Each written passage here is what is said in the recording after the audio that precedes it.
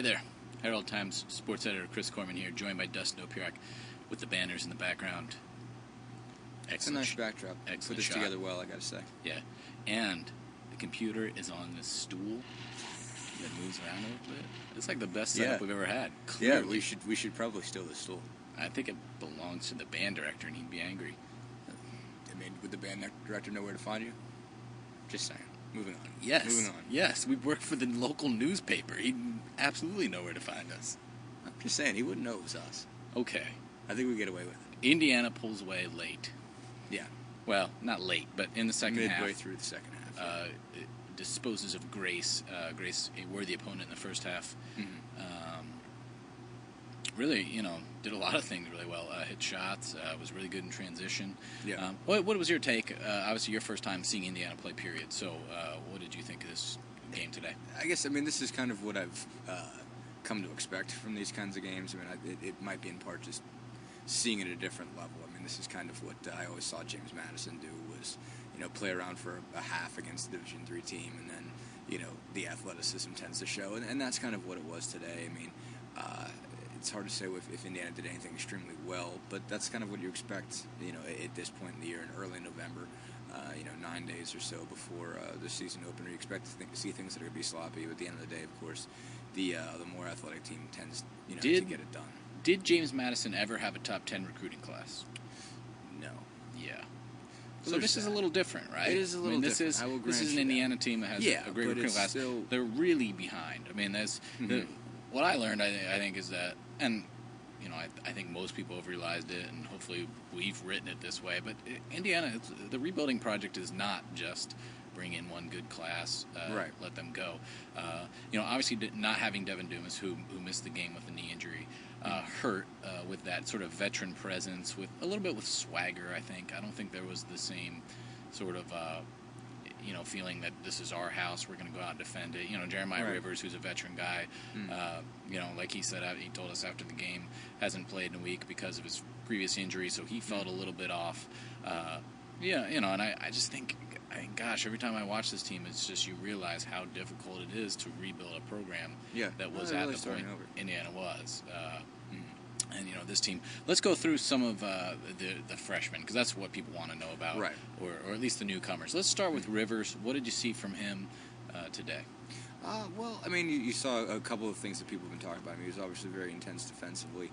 Was just getting after people out there. Now, offensively, you saw a couple flashes of him driving the bucket. Didn't see anything remotely approaching a complete game. To tell you the truth, I guess if you were to say, okay, who was the more impressive point guard today, it's by a long shot Jordan Hulse, especially when it came to offense. Rivers made a couple nice drives, made a couple nice plays, and had a couple of dunks in transition that really got the crowd going. But you didn't see him as being a dominant offensive presence at all. Really. All right, you mentioned Hulse. Let's go to him. What did you see from his game? He was just extremely in control. Played very, very well. Made a couple real nice passes. Hit shots when they were open. It just seemed to always make the right decision today. Was active on defense, had 3 steals, 3 assists, 14 points. Just seemed like he was just always made the right move, no matter what it was. You admitted during the chat that he exceeded your expectations. Yeah, he did. I guess I wasn't surprised in the least. Right. Granted, I had a chance to watch him a lot in AAU, a lot in high school. This is just what Jordan Hulse does. This is who he is. It should not surprise anyone. Is he going to struggle? Yeah, he's going to struggle against faster guys, Division I guys.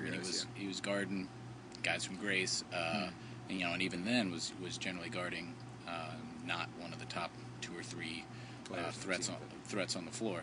So, but this is just who Jordan Hulse was, and he was tonight.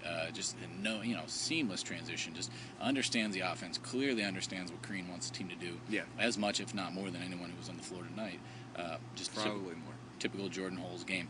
Derek Elston, I thought he had a few explosive moments. Really hustled. 10 points and 7 rebounds. Just really got after it under the boards and just showed that he can be that type of guy that real bigger swingman type that can get you a lot of those hustle points. Just give you a lot defensively in the post for a guard, not necessarily a 5, but a wingish type of player.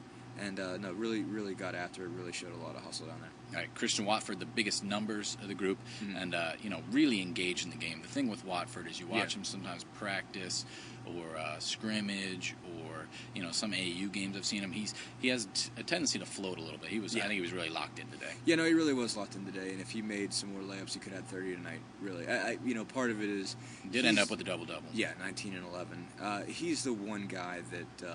Grace really had just no answer for whatsoever. I mean, sure. There's not that kind of athletes in NAIA. So when Christian wants to at all against a team like this, he can just take over and dominate. And he pretty much did. I mean, he could, any rebound that was more or less his for him to take. He could jump higher than everybody.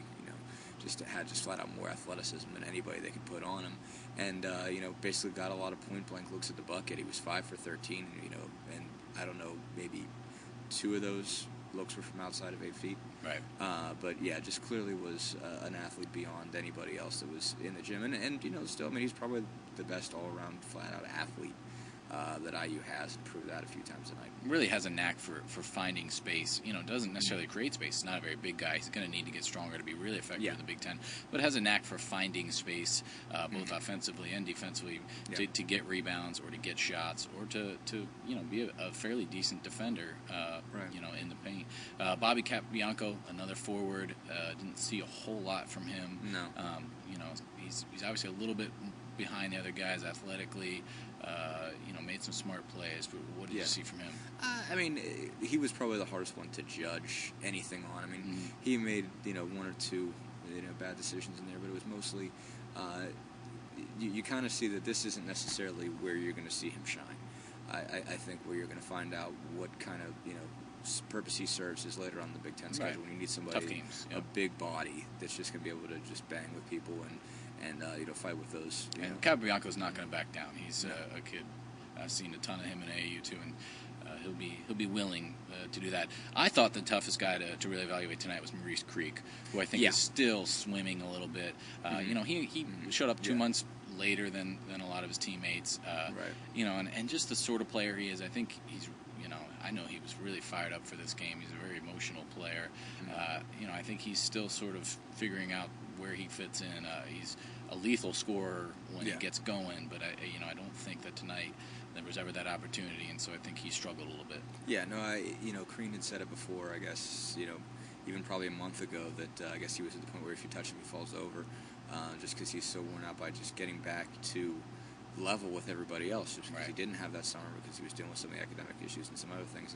And it does show it. He does seem to be, I guess, maybe the least comfortable with everything right now. I mean, even among the other freshmen, they seem to at least, on a group that's not very experienced in general. I mean, some of the other freshmen don't look that far behind at all. Maurice definitely still looks like he's just trying to get a foothold anywhere, and a lot could change if he does, but right now he's just not quite there yet. Right. Tons of questions about lineups with this team, and I've said it, I've been saying it for a long time, that I really think there's going to be a wide mixture this year. Crean's going to love having the possibility of throwing so many different lineups. We saw him go big, this game a few times where they had, Rivers, Jones, Elston, Watford, Pritchard, pretty big lineup. We saw him go a little bit smaller. But the one that really intrigued me, and I wrote my column about it, was when they had Jones, Rivers, and Hulls, 3 guys who really want to be point guards on the floor at the same time, and they sort of split the duty, and I thought there was a lot of creativity out of that. But, and it's key just that they have, that Rivers and Jones are the type of players they are, basically, that they have that kind of versatility that you can put Jordan at the one, that you can put those 2 guys at the other 2 positions, and just. And Hulls played off the ball a little bit too, which he did in high school. He barely played point guard for his high school team, so we just saw a lot of looks, and it's going to be interesting. It's going to be interesting for us to cover because they are going to do so many different things. Whereas last year, there really was a ceiling, not only to how well that team could play, but how it could play. This team has a lot of different possibilities. Otherwise today, we didn't make over football, but we had Andrew Weeder there. A bunch of reporting out of that. We've been working on our advanced package, our season preview for IU. That's going to run on Sunday of this week, and I talked to Steve Alford about that, Dan Dockich, a couple guys. I know you talked to a ton of people, Doc Rivers recently. So we're getting all that together. Tomorrow we'll keep working on that, and obviously look forward to the Wisconsin football game. just a huge week, and the Hall of Fame on Friday. Bob Knight going in, among others, Jerry Yeagley. So hopefully you'll stick with us, be around. Take care. Thanks. See ya.